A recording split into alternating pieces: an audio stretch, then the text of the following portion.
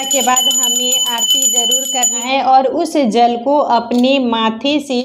नमस्ते फ्रेंड्स, मैं खुशबू मिश्रा स्वागत करती हूँ अपने चैनल खुशबू मिश्रा ब्लॉग में। कैसे हैं आप सब? मुझे कमेंट में ओम नमः शिवाय ज़रूर लिखिएगा। और आज इस वीडियो में जानेंगे सावन महीने में भोलेनाथ की पूजा हम घर में कैसे करें। सावन का महीना बहुत ज़्यादा पवित्र महीना होता है और पूरे महीने हम भोलेनाथ की पूजा करते हैं।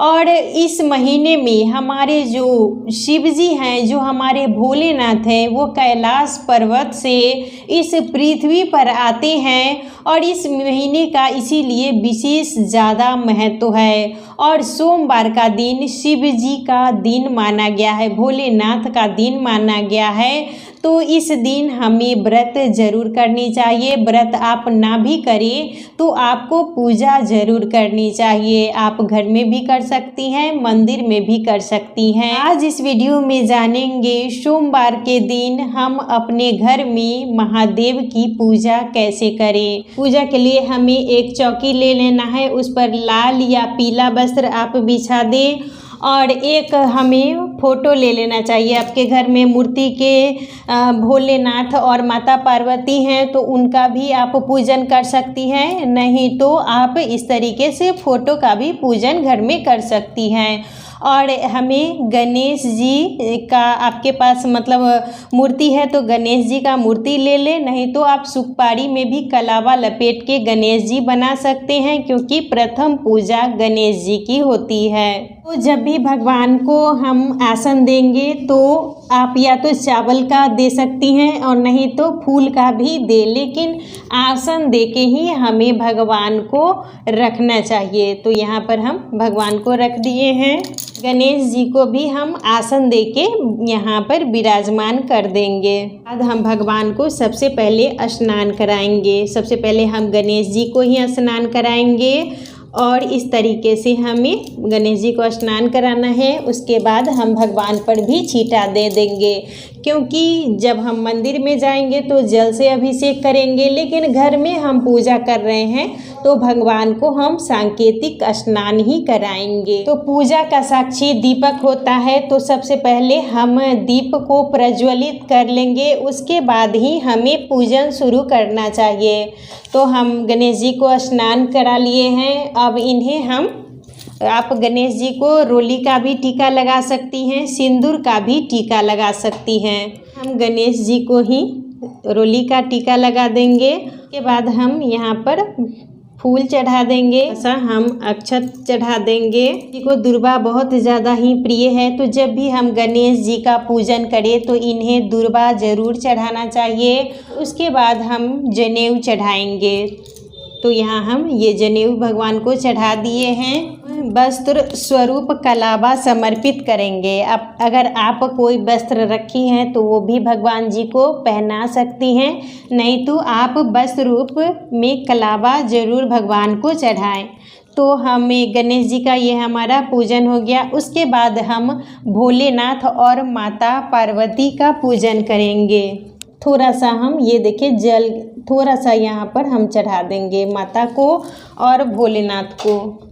आप थोड़ा सा मतलब हल्का, जो गाय का दूध है वो ज़रूर हल्का चढ़ा दें। उसके बाद हम भोलेनाथ को हम टीका लगा देंगे। तो यहाँ पर भोलेनाथ को आप अष्टगंध से भी तिलक कर सकती हैं, और नहीं तो जो चंदन रहता है उससे भी भगवान को तिलक करें। तो यहाँ पर मैं भगवान को तिलक कर दी हूँ।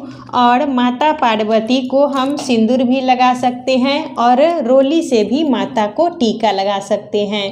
तो यहाँ पर मैं माता को यहाँ जब भी मांग भरे तो 3 बार या 5 बार भरना चाहिए।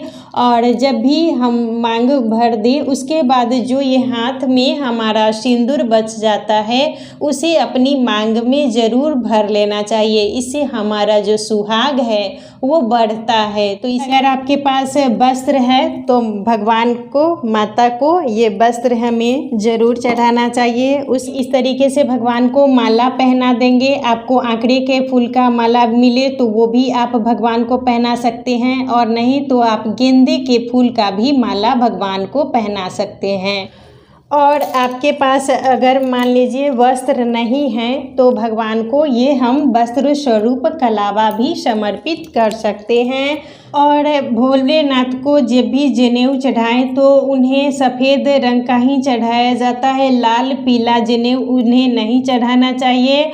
और इस जनेऊ को आपके घर में जो भी अगर कोई पहनते हैं तो उन्हें पहनने के लिए आशीर्वाद के रूप में ज़रूर दें। तो यहाँ पर हम जनेऊ चढ़ा देंगे। आप अगर मूर्ति है तो आप मूर्ति में पहना भी सकती हैं। भोलेनाथ को हम ये उजला फूल है वो चढ़ाएंगे। भोलेनाथ को उजला पुष्प ही चढ़ाया जाता है। उजला हुआ, ये पीला कनेर का जो होता है ये भी हम चढ़ाएंगे। और माता को ये जो गुड़हल का या आप गुलाब का भी चढ़ा सकती हैं। तो ये जो अपराजिता का फूल है ये भी भोलेनाथ को चढ़ाया जाता है। भगवान को बेलपत्र चढ़ाएंगे तो इसमें इस तरीके से हमें टीका लगा देना है, और नहीं तो आप राम का नाम भी लिख सकती हैं, वो अच्छा होता है। तो हम सब पत्ते में, और पत्ता जब भी आप चढ़ाएं 5, 7, 11, 9 मतलब विषम संख्या में ही हमें भोलेनाथ को बेलपत्र चढ़ाना चाहिए। और बेलपत्र कहीं से भी कटा फटा नहीं होना चाहिए, इस बात का हमें विशेष ध्यान देना है। और बेलपत्र जब भी चढ़ाया जाता है तो इस तरीके से ही चढ़ाया जाता है, जो चिकना वाला भाग होता है वो नीचे जाता है। इस तरीके से ही हम भोलेनाथ को बेलपत्र चढ़ाएंगे। और माता पार्वती को भी हम बेलपत्र चढ़ा देंगे। ये है आंकड़े का फूल, तो ये भी भोलेनाथ को चढ़ाया जाता है, तो हम भोलेनाथ को आंकड़े का फूल भी चढ़ाएंगे। ये है धतूरा का फूल, ये भी भोलेनाथ को चढ़ाया जाता है। ये हो गया भांग, तो ये भी हम भगवान को समर्पित करेंगे।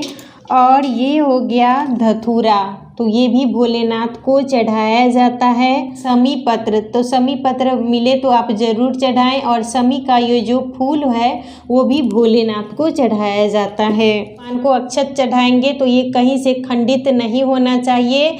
और भगवान को जब भी हम अक्षत चढ़ाएं तो इसे धो के ही हमें चढ़ाना चाहिए। तो यहाँ पर माता पार्वती को, भोलेनाथ को हम अक्षत चढ़ा देंगे। ये है भस्म, तो आपको मिले तो भस्म भोलेनाथ को ज़रूर चढ़ाइए। भोलेनाथ को भस्म ज़्यादा प्रिय है, तो भगवान को हम टीका भी लगा सकते हैं और उन्हें इस तरीके से ज़रूर चढ़ाना चाहिए। पूजा का साक्षी दीपक होता है, तो हमें दीपक का भी पूजन जरूर कर लेना चाहिए। यहाँ हम दीपक को टीका लगा दिए हैं, थोड़ा सा अक्षत चढ़ा देंगे। उसके बाद हम दीपक को फूल चढ़ा देंगे। दीपक का भी हमें पूजन जरूर करना चाहिए। उसके बाद हम भगवान को धूप दीप दिखा देंगे। तो भगवान को अब हम भोग लगाएंगे। प्रथम पहले हम गणेश जी को लगा देंगे, भोलेनाथ को, यहाँ पर माता पार्वती को भोग लगाएंगे। आपके पास मिठाई है या कुछ भी उजली वस्तु तो आप भोलेनाथ को भोग लगा सकती हैं। तो हम यहाँ पर मिठाई का भोग भी भोलेनाथ को लगा दिए हैं। तो यहाँ पर हम गणेश जी को भी लड्डू यहाँ पर रख देंगे और यहाँ पर भोलेनाथ को भी हम लड्डू चढ़ाएंगे। जो भी आपको मतलब मिले वो भोग में ज़रूर चढ़ाएं। और आप इस दिन शिव चालीसा का या कोई भी पाठ करना चाहती हैं, मंत्र जाप करना चाहती हैं तो ज़रूर करें। और जो कुंवारी लड़की हैं अगर वो शिव चालीसा का पाठ करती हैं तो उनके लिए ये बहुत ज़्यादा ही अच्छा होता है। कोई भी अगर शादी में रुकावट रहती है तो उनकी शादी जल्दी ही होती है और मनवांछित वर की प्राप्ति होती है।